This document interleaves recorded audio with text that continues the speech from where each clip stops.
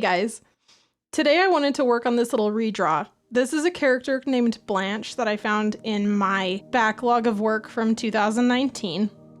I used to doodle her a ton. She's kind of like a little Victorian creepy girl. She has gauges, she has short hair, she had like little vampy bangs. I first started drawing her in 2018 for Drawloween. I did basically like a little Blanche every day for October. It was really, really fun, and it's a character that I really like. This is sort of the first digital Blanche that I did.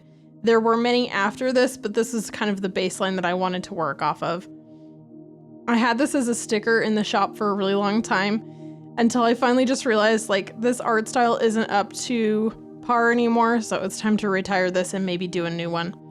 I've got some cons coming up this year during convention season, and I was really looking forward to making a bunch of my old stickers, kind of refreshing them, and this was the first one that I wanted to do. Was let's make a version of the little Blanche with an axe that is up to standard. You can see already this one is a little bit different than the original. She's got an underlying anatomical structure that makes sense, and her head's a little bit smaller. One of the things from the beginning of my digital art career is I didn't do a ton of like forms under things. So I kind of would draw just like an outfit and then poke the legs out of the bottom of the dress. So they're not really connected to anything, which is kind of a shame because having like a pose grounded in reality is what gives my work now a really cool feel, and it gives it a really kind of grounded basis. I just wasn't there yet, and that's totally okay. I also am going to kind of tear the original apart in this video because I have a lot of things that I wanted to fix, but it isn't because I hate that drawing. I genuinely loved it for a really long time, and I think it's a very interesting like checkpoint now of things that I felt like were really, really awesome at the time that I have outgrown. So I wouldn't redraw it if I didn't like it, at least like the design and everything. I don't want you to feel like this critique is tearing the original to shreds, because there are some things in the design like her little dress and her boots and the underlighting and like the axe. I think all of those are really good design elements. It just could have been thought through and executed a little bit better, and I know I can do that now. In the beginning, I wasn't super in the practice of using reference either. For this piece, I used a reference for the hair, I used a reference for the dress, I used a reference for the petticoat and for the boots, for the axe. I used tons and tons of reference. I even pulled up a couple of my own pieces that are kind of recent to reference inking and like eyebrows shape and style and like things like that. I think genuinely those things, having something in the real world to look at to at least kind of lend itself to the piece, really gives things an air of authenticity. I think the biggest difference between the original piece and this redraw is the inks in the original are so shaky. I've had 1.5 years of practice since that original piece, and I ink something basically every day. So my inks now are a lot smoother, and with the iPad and the Apple Pencil, I feel like I get a better line variety and a better feel to the inks than I did with my other 2 tablets that I've used. I also have a lot more nuanced control of the brushes. Like I've been able to kind of edit things the way that I wanted them, and I've also been able to purchase some really nice kind of professional tools. That gives my line art now a look that I'm really happy with, and something that I feel like is kind of signature to my style now. I've also been practicing being really intentional with where my thick and thin lines lay this year. That was one of my original goals for this year, and I think it's really been paying off. I also somewhere along the way learned that one of the really beautiful things about digital art is that you can move things after you're done.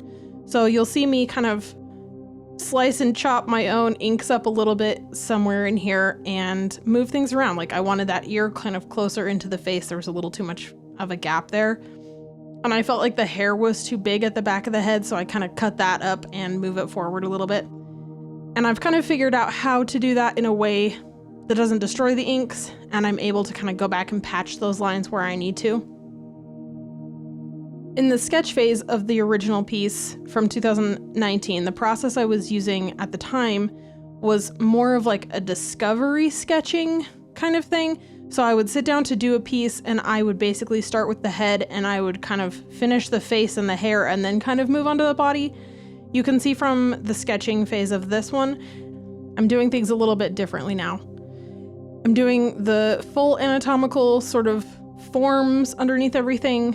I'm doing the head, and then I'm sort of just kind of shaping in the facial features and the hair, and then we're putting clothes on top of everything. So basically, I have the whole piece planned out before I ever start inking, which I kind of didn't have back in 2019. I was kind of skipping things that I didn't really want to draw, like shoes and hands, and maybe like the defined hair shapes. And I was leaving those things for myself in the ink, which was kind of like a dirty little trick because it wasn't really fun and they didn't really look nice when I went to go do them in the ink either because I hadn't done any planning. So I've changed that. I've kicked that bad habit and I'm doing it a little bit better now. In the old version, there's also a bunch of kind of like a hatching texture that looks like it was done with an extremely small pencil brush. And it looks kind of sloppy and messy and more like a texture than hatching. I've sort of done away with that practice as well. And I do any hatching and texturing that I want to do with my inks. So you can see all of the like folds and wrinkles in this dress. I've added all of those in with the same brush so that they kind of all feel like the line art. Here's one of those little moments where like I didn't love the shoulder. Instead of just leaving it, I literally just erased the whole thing and redid it because I didn't like how it was sitting and it looked weird. I think in 2019 I would have been too scared to do that. Here's the ear, the ear getting moved around and just going back and cleaning that up a little bit. I was really terrified that like if I had done something that I liked and I went back and erased it or moved it at all, it would ruin it. And that just isn't the case. So definitely select sections of your art that need to be moved and just move them. You can fix it. So the inks are done. Now we're going to do the flats. I'm using a method here that I adapted from Color with Kurt, his Clip Studio coloring method for comic books. I basically have just started using this method on everything, all my illustrations and my comic work, my client work and everything, because it makes things so easy to come back and adjust. So basically what I'm doing here is I've got a white background. I flatted the character in gray, and then I'm basically just selecting parts and coloring them different colors within the same kind of tone of red. It doesn't really matter what color they are as long as they're all separate colors. So I just tend to stay on this one tone and just move the value scale around. What this does is lets you set up this layer as a reference layer, and you can really easily change the hue saturation like I'm doing here. It looks like I got kind of like lost the footage there for that.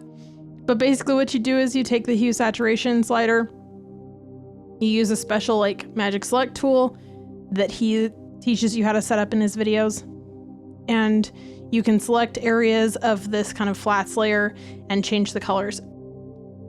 That provides you with the ability to change colors in relation to each other. So if you were to select the color of the dress, it would look very like royal blue, but it looks purple against her skin and her hair. This like wood tone of the axe handle, it looks like it's brown, but it's actually somewhere in like the purple family. So it gives you a better color relationship. It gives things a better, like it kind of makes them feel like they're all in the same world and that the lighting is consistent. A lot of the time with my previous work, I have felt like things were too saturated, things were too opposite ends of the color spectrum. So I would have things that were like blue and then dead across from it orange, and you don't even have to go that like crazy. I've been really loving how these works look when you do the relative color thing, because you can kind of come and adjust the saturation and the tone of things if you need to after the fact. But it gives you a better baseline for what things should look like initially, and it kind of gives you a jump start on your lighting.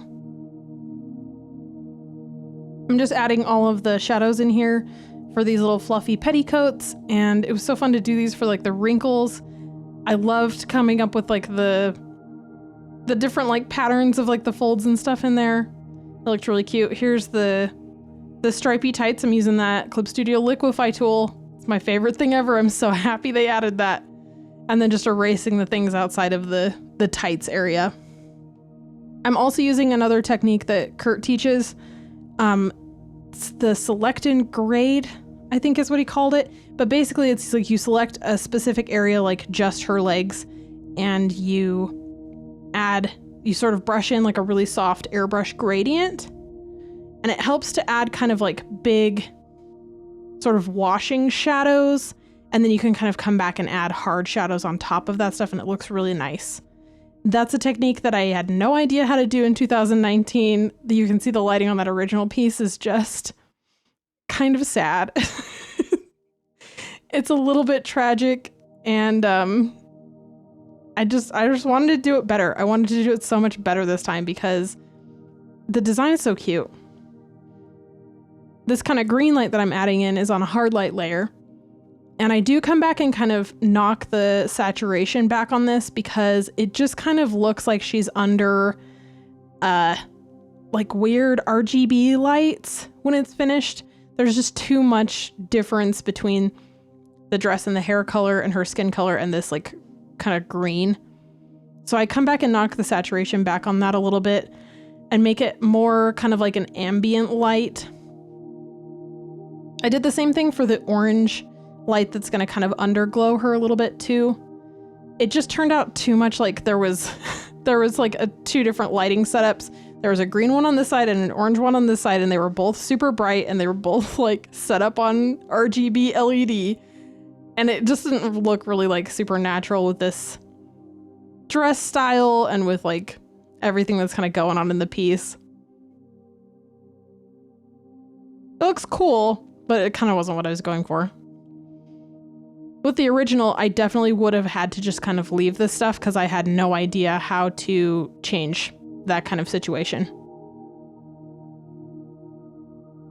One of the things from the original that is really highlighted in the axe and the face and the folds of the dress right here really well is I had basically just soft lighting and there wasn't really any like hard lighting lines. You can kind of see as I add all of these little like wrinkles and stuff that the light is picking up on the edges of things and it's cutting off when they fall away, if that makes sense. And I wasn't doing any of that back in 2019. I was literally just like using a clipping layer because I was real proud that I had figured out how to do that. And then just brushing a big fat airbrush along the edge of things and then coming back with like a liner pen or something and just kind of like just doing the edge. I'm trying really hard not to feel sad for like past me's art skills because it really got me here and that's kind of a big deal, but also at the same time it's just kind of like, oh, poor sweet 2019 me. She thought that was so good. So here's the fixing the lighting a little bit. I wanted it to kind of be more like moonlight and less like a spotlight. So I kind of fixed that, and then I decided I wanted the hair and the dress to be a little bit darker, and I think the boots also. So because I used that flatting method, I can go back and literally just select the hair and my flats and just edit that without actually moving around any of the other layers. It's so convenient, especially for client work, because when someone wants something a different color, it literally takes me 2 seconds now. It's so nice. I think I also made her eyes a little crazier just for fun because I could. You can see kind of on her cheek right here, there's a shadow coming from her hand, and then there's a shadow on her hair from the axe as well. Those are called occlusion shadows, and they happen when things are close together and they're either touching or not quite touching, but there's a dark shadow in that area that shows that like something is occluding the light. I didn't really understand how to do that in 2019 either, so that's also a new addition to the process. I think it looks really fun. I think it adds an air of realism. It's nice. Just adding all of the specular highlights, and then I think we're pretty much done. I think she turned out really cute. I changed the background to be a little bit more orange so that it kind of contrasts her a little bit, and then I went back and added some like really purple lips because that was one of the things that I liked about the original was her lipstick was like kind of a dark, weird purple plum color. And here's our finished side by side.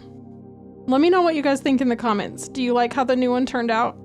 Do you think she's better? Do you think I should have stuck with some of the things from the original a little closer? I think I'm pretty proud of how she turned out, and I'm excited to take her for con season. I think she's gonna be a hit. Thank you so much for watching to the very end. If you enjoyed this content, you might want to check out my first digital art redraw video or my drawing the new Pokemon video. If you'd like to support the channel, please comment, like, and subscribe here on YouTube, and you can also become a patron over on Patreon. I do monthly rewards that include mini prints and phone and iPad wallpapers, as well as exclusive videos and sketchbook dumps. This video and all of my other projects are brought to you by my wonderful patrons, Jesse C., Anthony Jutz, and Terribilia Jean. Thank you guys so much for your support.